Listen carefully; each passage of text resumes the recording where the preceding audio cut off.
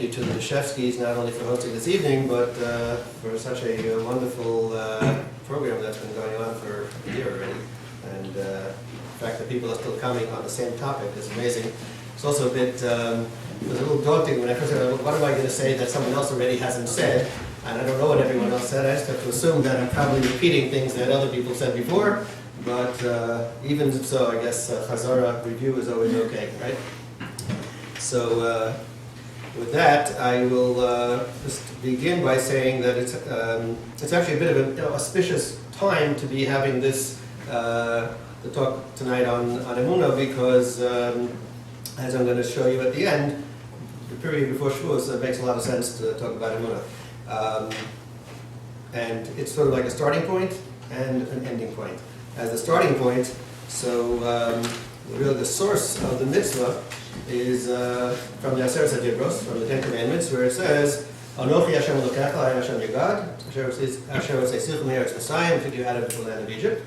And according to most of the commentaries, it's a mitzvah that those words, the first commandment, or actually the first statement technically, is a mitzvah that we have an obligation to believe in Hashem. There are some opinions that say it's not a mitzvah as one of the 613. Right? When we count the mitzvahs, we say there are 613 mitzvahs in the Torah, because there are many more that are not clearly written but are still biblical. However, according to many, such as the Rambam and the Ramban, who count the mitzvahs in their Sefer HaMitzvahs that each one of them has, it's a specific mitzvah.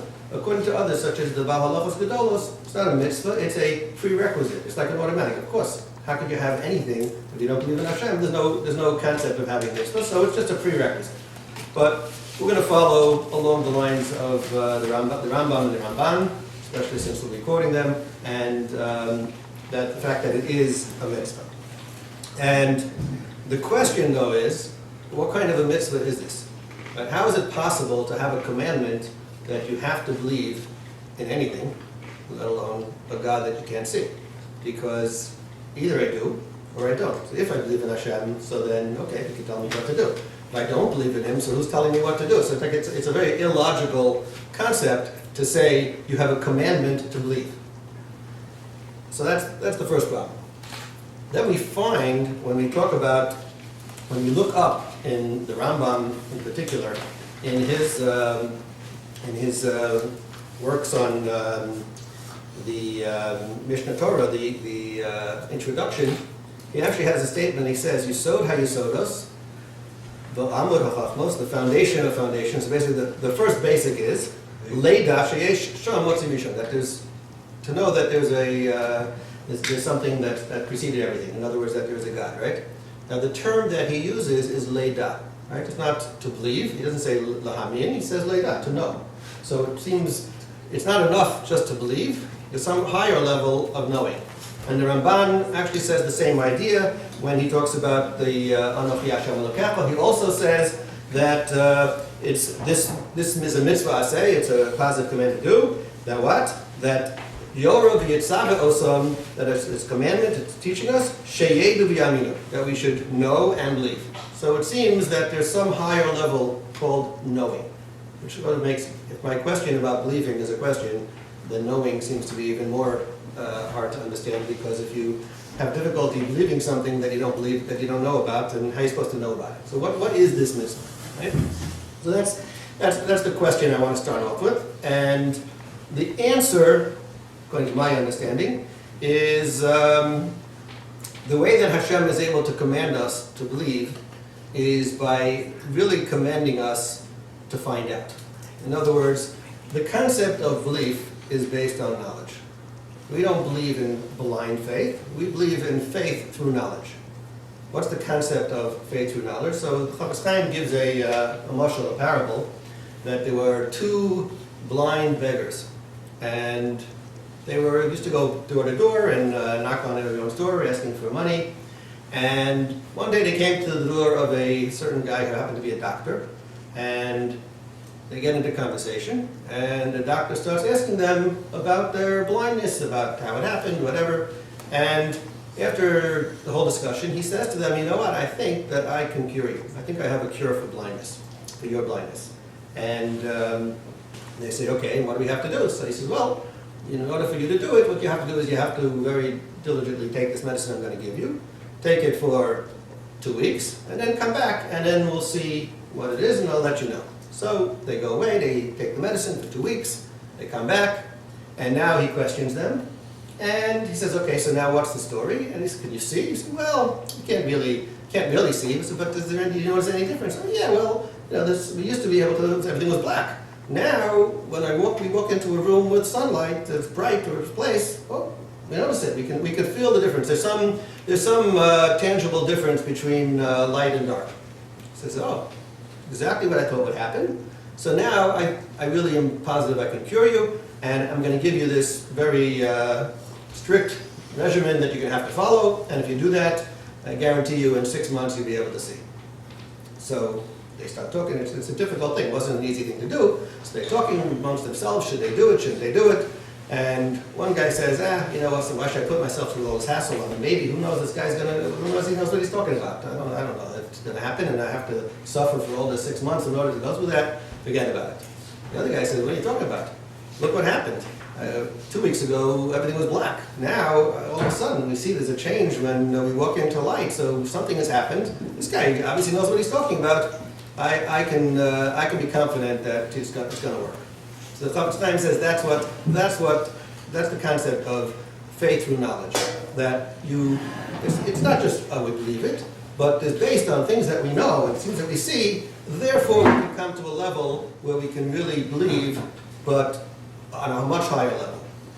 So I think that Hashem also is expecting the same thing of us, because there are so many ways that we can see things, understand things, both around us and through the Torah and through other systems, that we can figure out and come to a point where it's not just a blind faith, but rather it's actually a faith based on clear knowledge. And that's the idea. So I think that it happens to be that this period of time, number one, before Shavuos, and number two, it just happens to be that a week ago we read the Parsha of Bahar B'Chukosai, and in Parshas Bahar we had a mitzvah of Shemitah. And the mitzvah of Shemitah, which is an interesting mitzvah, the mitzvah is that every 7th year in Eretz Yisrael, in Israel, you're supposed to leave the land fallow, and nothing grows, right? So the Torah says over there, the words V'shav Soha Oretz, Shavos L'Hashem, and the land shall rest, a Shabbos, a Sabbath to Hashem. It doesn't say just that the land shall rest, but it specifically says that it's a Shabbos to Hashem, which means that the idea of why we're leaving the land fallow is not for it doesn't sound like it's the land is going to rest, it's that it's resting for the sake of God, not for the sake of the land. So the Kli Yakar on this, and I'm going to kind of read it through with you if you don't mind, has a very interesting explanation. And first he brings down, if you're familiar with the Kli Yakar, it's a very interesting commentary where his turn of phrase is many times very poetic and very catchy. So he starts off and he says that there are many opinions. He says there are many deos that are about this thing. Some talk about the idea that the land, it's good for the land to rest because after all it has to replenish itself, right? If anyone who's done any farming or knows anything about farming knows the idea of leaving land fallow so that it can get back the nutrients and the minerals or whatever it is that grows. And he says that's what many people say that's the reason. He says that's something that the Rambam seems to take in the Moreh Nevuchim in his Guide to the Perplexed.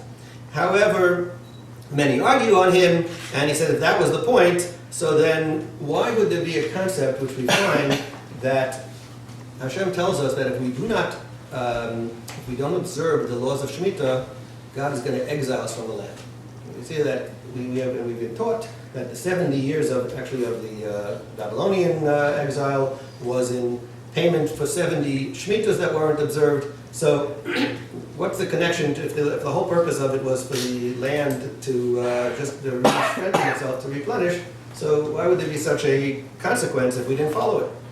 And then he brings down some others, and he brings down one that from the Akedah Yitzchak that he says that the purpose is for creation, to remind us how God created the world. Similar to Shabbos, just like Shabbos is the 7th day, so to Shemitah we have a 7th year, same idea.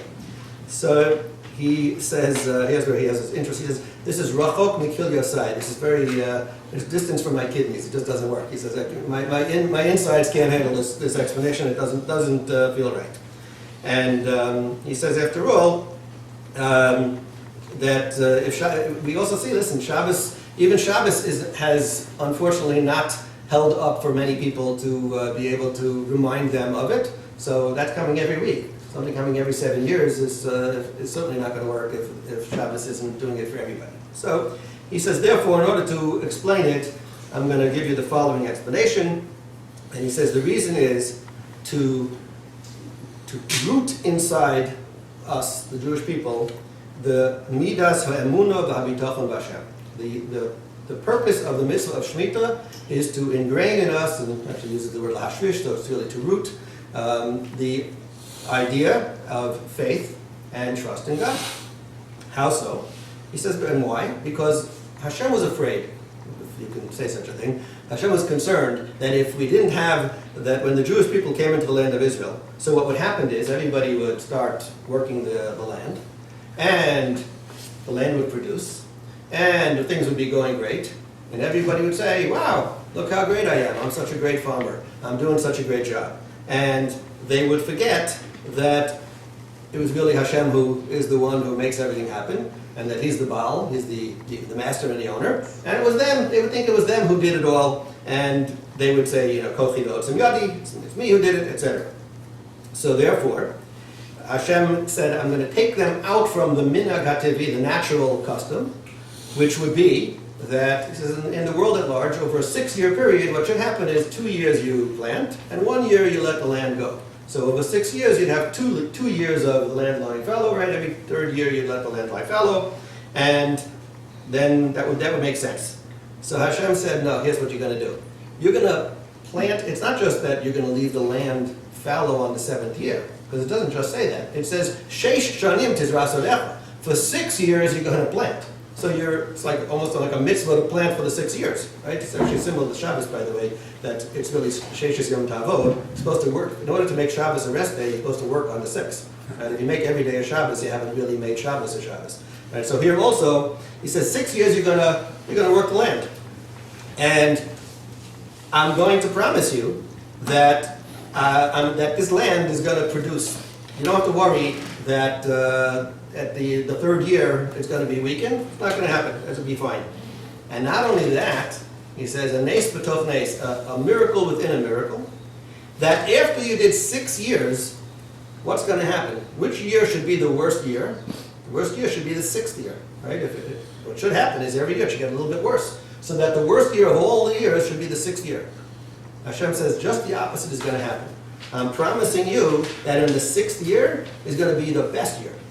That is going to be so great that Hashem says in the Parsha, a little later after this, it says, "V'tzivisi es birchosi b'shana hashishis." I am giving my command of my blessing on the 6th year. V'asos es hatvua l'shalosh hashanim. And it's going to make the grain for 3 years. That you're going to have a harvest that's going to be 3 years worth of crops growing in the 6th year, which is totally irrational, right? It makes no sense. What should be is the first year maybe, but the 6th year for sure not. It should be the least. Hashem says just the opposite. And then he says, and if this miracle of the grain going for 3 years, if you think that's a miracle, listen to this one.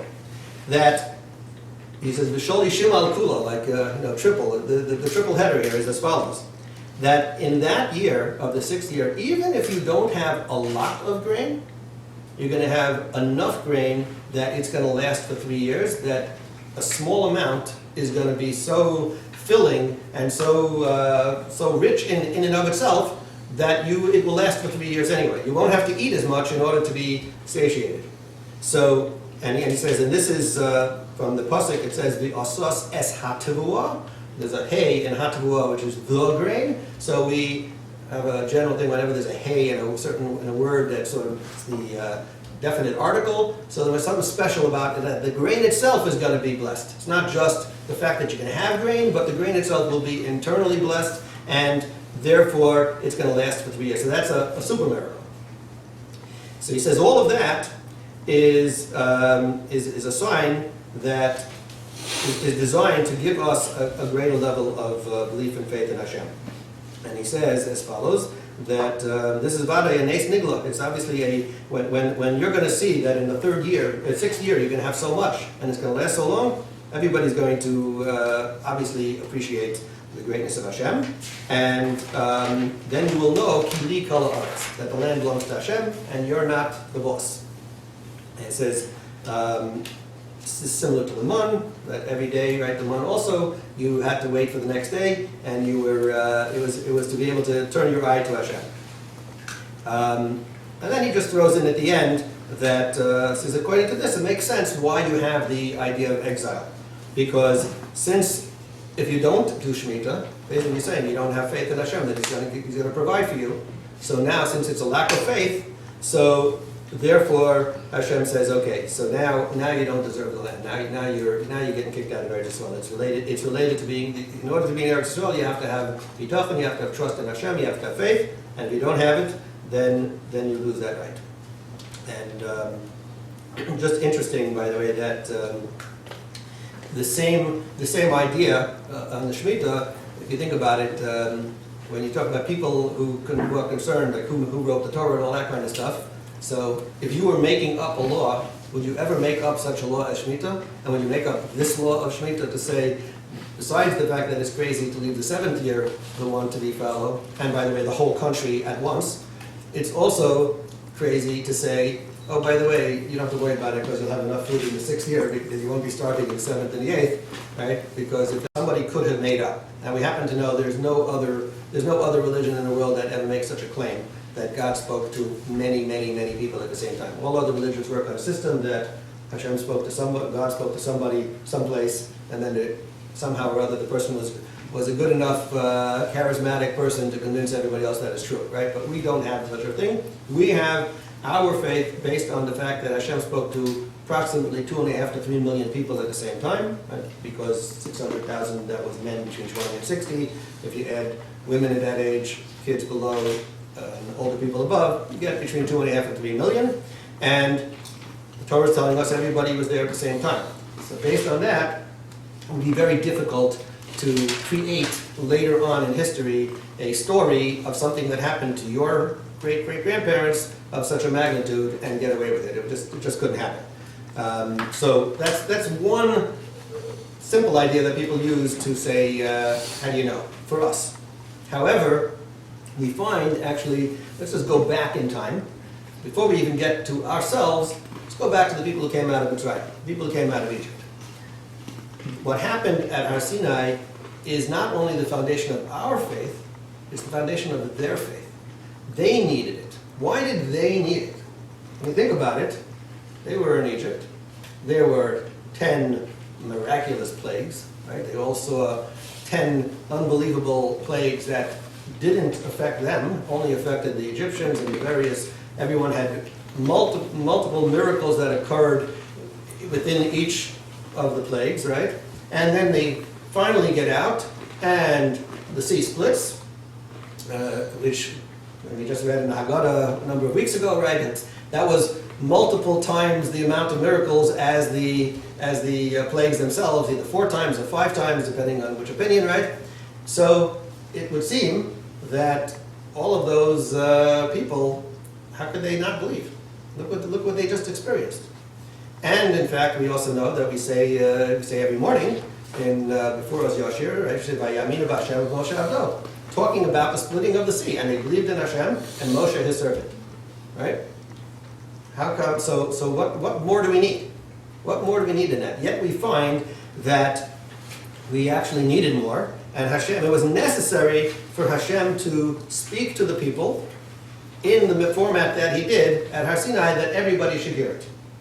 So what was that? What was that all about? Now, first of all, we also have to understand that in the Torah itself, and this is actually quoted by a number of sources, including the Rambam, and there's two aspects here. There's Emunah B'Hashem, Uva Moshe Ado. Right? So there's believing in Hashem, and there's also believing in Moshe. It's important that we have the necessity that we have to believe in Moshe. It's not enough to just say there's Hashem, because what happens if somebody else comes along and says, Hashem told me to do such and such, right? So by believing in Moshe Avdo, what we've said for all time is, nobody can change the Torah and come along Hashem and say, I'm a Navi, Hashem told me to do such and such. Right? That's what the importance of believing in Moshe Abdo is.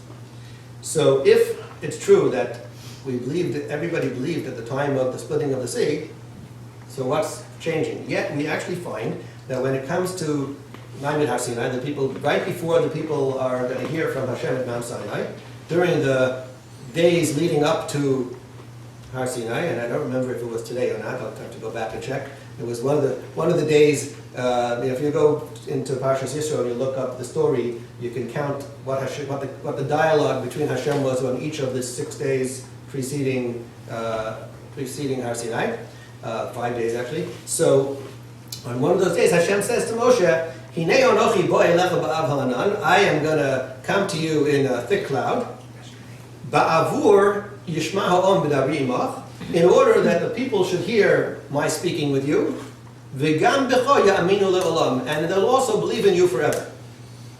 So it seems that it wasn't enough what happened before. It wasn't enough the 10 plagues. It wasn't enough the splitting of the sea. There was an extra level. Hashem said, now, as a result of Hashem speaking to Bnei Yisrael at Har Sinai and speaking to Moshe at Har Sinai in front of everybody else, that's going to seal the deal. So, what happened? So it seems two things. Number one, that we see that miracles really don't do it. Okay, that lots of people can see miracles, and it works maybe for a brief moment, but after a while, your faith from that something, whatever inspiration you had from the miracle, doesn't last. And we see that in general inspiration, right? Inspiration does not last on anything you have if it is not followed up by something else. This is just a general concept. If you don't take action after you've been inspired, your inspiration fades away. Sometimes even when you do take action, it might fade away, but certainly if you don't, it's guaranteed to fade away. But also, they say that at the time when it said by Emunah B'Hashem Moshe Avdo, it doesn't necessarily mean that everybody believed. It means lots of people believed, but not everybody. And it's only after the whole nation was standing at Har Sinai and experienced the revelation of Hashem at Har Sinai in front of it, speaking to Moshe and to the people, only then did the entire nation believe.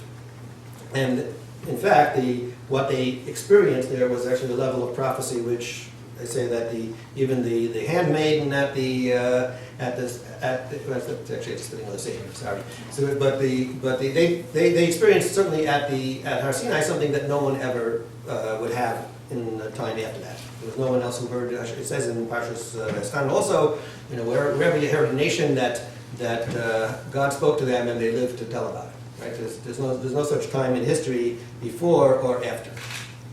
So we have this idea. Now,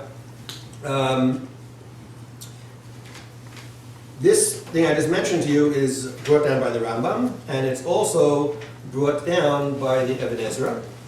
And Ramban also says a very similar thing, and he actually adds to it in Parshas V'Eschanon. And in Parshas V'Eschanon, which by the way is the second time when the Aseret HaDibros are repeated, when Moshe is, before he dies, he's telling over to people everything that happens, right? He tells over them the 10 Commandments. But in Parshas V'Eschanon, you have a lot of things that are very good for improving our faith, as well as exhortations that Moshe gave to the people. And one of the things it says there is a pasuk that says, "Rak hishomer lecha." You should be very careful and you should watch out. Ushmor nafshecha ma'od, and guard your soul very much. Pen tishkates hadvarim asher ra'u einecha, lest you forget the things that your eyes saw. Ufen yosuru milvavecha kol yimei chayecha, and lest they be removed from your heart all the days of your life. V'hodatam levonecha v'lebnei vonecha, and you shall make it known to your children and to your grandchildren. Again, known, not out. Just to back up for a second. It's true that for the people who came out of Egypt, they stood at Har Sinai, right?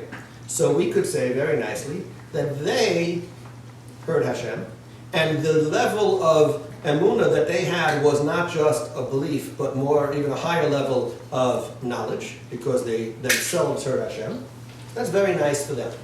And ultimately, that is actually a foundation of faith, which it would seem to me was necessary for us, even today, that they had. In other words, it's true that for them that they had it. We didn't experience it. Right? You talk to a lot of people and I say, listen, how do I know there's a God? After all, I didn't see Hashem speak to anybody, I didn't see this, I didn't see that, right? So it's true that those people did, but how does that help us? Yet it seems that it was important for them to go through that experience in order for us to be able to have our level of Emunah on a higher level. Now the Ramban says a very simple answer to that, which I'll read you the whole Ramban because he get into it before he gives his final part. And he says as follows. First of all, there's a discussion whether or not this statement in this pasuk is a mitzvah or not. So Ramban says it's a mitzvah. There's a mitzvah that they were not allowed to forget what happened at Har Sinai, which again is very nice for them. How does it make sense for us, right?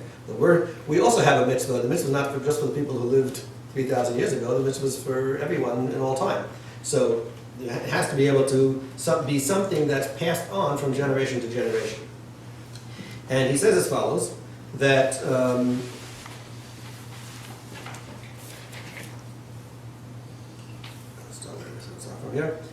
he said the reason is as follows, that Hashem made this situation of the people standing at Har Sinai in order that they should learn to fear him for all days, and they teach their children for eternity, for all generations. So, therefore, you guys, the first generation has to do that, and then every following generation is not allowed to forget what happened. So, he says that there is also a commandment that we have to teach it to the next generation. So one is we're receiving it, so therefore every generation can't forget what happened, and then we have an obligation to pass it on to the next generation. What are we passing on? That we're passing on everything that happened at Har Sinai, b'ri'iyah uv'shmiya, what they saw and what they heard. Not just, right, so, and what they saw and heard was miraculous, and if we read the psukim over there, we'll see they saw things which normally can't be seen, they heard things which normally couldn't be heard, right? So it was miraculous. He says the to'elis in this mitzvah is very great, because if the words of the Torah had come from Moshe alone, if Moshe had, let's say Hashem hadn't done this, and what Hashem would have done is, he would have told Moshe everything, and he would have then said, Moshe, you go tell everybody. And he did all those miracles, and everybody would say, wow, Moshe, by the way, even if they somehow knew that Moshe was being told by Hashem certain things, still, even if they believed Moshe, right, that his nevuah was true, that through various osos and mofsim that he did, Moshe did a lot of miraculous things, right? He split the sea, he brought us the man, etc. However, what would happen is, in Yakum B'Kirbeinu Navio Cholim Chalom, if sometime in any time in history, a Navi, a new prophet would arise, or some guy who had a dream and said, this is what God told me. V'yitzavenu behefech min haTorah. And then he would say to us, you know what? We got a new law. From now on, Shabbos is on Sunday. Or from now on, you're allowed to eat pig. Or whatever it is. You're allowed to, some new law, which would be the opposite of the Torah. And then this guy would perform, v'nasan eleinu oso mofes, this guy would perform some type of sign or miracle. So then, yichnas sofik b'lev ha'anoshim, there would be a doubt that would enter the hearts of people. We would be wondering, maybe there's something to it, right? However, but when the Torah came straight from Hashem to our ears, and our eyes saw there was no intermediary, and it was all directly from Hashem, so then, we are going to contradict anyone who argues and anyone who has any type of doubt. And we will brand him a liar. He can do all the signs he wants, all the miracles. He can split the Rideau Canal. He can do whatever he wants. He can make all kinds of miracles. It's not going to help him. Min hamisa b'yadeina, from the death at our hands. Because we have a commandment that says that if someone gets up and makes a false prophecy, it's a death penalty. So if some guy gets up and says, I had a prophecy that says that Hashem said change the Torah, this guy's a false prophet, and then he performs some type of miracle, whatever it might be, no problem, we kill him. That's the law. So it's only because Hashem did this in a way that it was clear that we heard it ourselves, and therefore we knew 100% that Moshe was the one and only Navi to transmit from Hashem, in terms of the Torah. Therefore, we know that anybody else who comes along to change it is a liar, and therefore they get the death penalty. So that's why we had to do it in that way, because it's not only to believe that Hashem is Hashem, but it's also to believe that Moshe is the Navi Hashem that transmitted to us the Torah straight from Hashem. So that's what it says, V'gam b'cho ya'aminu li'olam, and they will also believe in you forever. When it said in the pasuk in Yisro, that's the idea. And then he says, also when we then are going to bring it over to our children, so we had to let them know that it's true. Right? We're going to tell them this is what happened, and we're going to be telling it to them. It's as if we were there, because when we hear it from our parents, and it's going to be as if we were there. How do you know that's true? How do you know that when I'm telling it to my kids, they can take my word for it, and I'm able to tell as if I was there? He says, because, and this is his key, ki lo na'id sheker levonenu, we would not say testimony of a lie to our children. We do not give over falsehoods to our kids. A parent does not transmit falsehoods of something important to their kids. V'lo nanchil osam davar hevel, and we would not bequeath to them something of emptiness, something that has no foundation to it, ve'ein bo moel, and is not going to help them at all. So just by virtue of the fact of the relationship of a parent and a child, the transmission from a parent to a child is so strong that we can take it on 100% guaranteed faith that it's true. That we can go all the way back to Sinai through our ancestors, one generation to the next, father to son, mother to daughter, whatever, all down the line, that one told the other exactly what happened at Har Sinai, and it's all true. So we know that Hashem gave the Torah at Har Sinai, besides the logical proofs you can make about 3 million people there, just the very fact that it was handed down generation to generation, we know it's true. And ultimately that's the coup. And the children will not have any doubts at all in the testimony that we are giving to them. They will trust, guaranteed, that we saw it all with our eyes. Obviously, in different generations, it's not going to be that what you saw, but what you heard was seen. And whatever we tell over to them. He says that's what's going to allow us, therefore, to maintain this faith from generation to generation. And ultimately, what the Ramban is saying is that our ability to know what happened is because we have such a high level of faith in the transmission from one generation to the next that it's just as much as if I was there myself, 100% sure. So that's the Ramban. And just kind of winding up, bringing it back a little closer to Shavuos. So number one, obviously this idea, obviously from the Aseret HaDibros and the revelation at Har Sinai is, number one, the foundation of faith for all of the Jewish people originally. It's also the source of our ability to have knowledge today that what happened then was 100% true. And finally, we have another very interesting idea which was brought down by the Sifsei Chaim, Rabbi Chaim Friedlander. And he says as follows. He says, you know how there are different times of year that are special for different concepts and different things. So, like we say, Rosh Hashanah Yom Kippur, right, is the time of tshuva. If you do tshuva at that time of year, it's more receptive, more well received. Pesach is a time of freedom.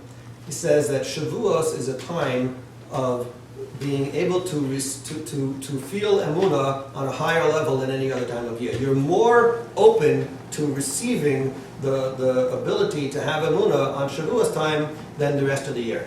And therefore, it means when you combine that, and it makes a lot of sense, because since that is the time of year when the people in the first place had the seal on their Emunah, right, which would happen in Maimon HaSinai, so it makes sense that Tekufah, that time frame, is going to eternally be an opening for us to be able to recreate that feeling and to re-get that knowledge, not as word as we get, but to have that knowledge renewed within us. And therefore, at this time of year, we should be working on ourselves even more to instill within ourselves the ideas of Emunah, and for looking for all kinds of different ways that we can strengthen it by whatever's happening around us. And so, as we go into Shavuos, then we should be hopefully, number one, through the things that happen on Shavuos itself, through the learning that we will do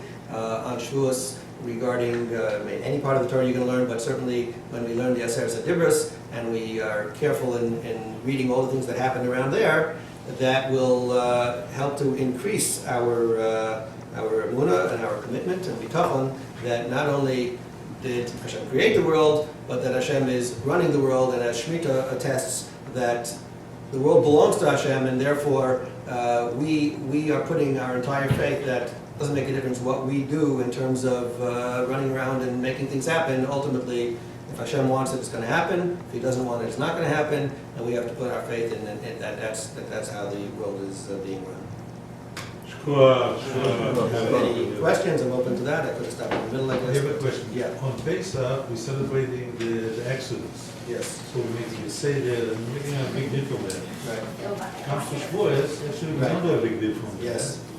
So Right. So Shavuos is an interesting we holiday. we just read the Aseret Dibros, but there's nothing else we don't Right. do. Right. There is. Except Right. Children What? Yes. Right, so Shavuos is an interesting yontif in that regard. It doesn't have any fancy stuff. It's not midrabanan. I mean, you have a bunch of little, we have hagim that are midrabanan, but it's true. So one of the reasons given is because it's all about the Torah. That's what it's all about, and it's not about anything else. And we're concentrating on that. There's also an idea that the holiday of Shavuos really has a Torah Shabbal Peh aspect to it, where a lot of the information about Shavuos is known from Torah Shabbal Peh. Right? I mean, you don't really find in the Torah so clearly about Chag HaShavuos being Zman Matan Torah, right? So, since we want to strengthen the idea that Torah is consisting of two parts, Torah Shabbal Peh, so we are actually having that the holiday of Shavuos is relying, in a sense, on Torah Shabbal Peh, and it enhances the idea that without that you couldn't have it. it's not. Right. Yeah. But yeah, it's true that Shavuos does not have any fancy flares to it. Actually. Like you mean anything special, like holidays or mitzvah? What? You mean like? No, it doesn't have any unique mitzvahs. It has all the Yom Tov mitzvahs like any other Yom Tov, but there's nothing that's specifically, well, except for in the time of Beis Hamikdash you had korban, but other than that, we don't do anything that's a mitzvah in our Torah on Shavuos that's unique to Shavuos, such as Pesach, we do matzah and maror, and on Sukkot you have to eat the Sukkot, you go to Knesset. There's no such thing on Kabbalah style. What? Kabbalah style. Maybe we zeggen the Kabbalah style. Yeah, right. Go to that, exactly. Okay. Thank you.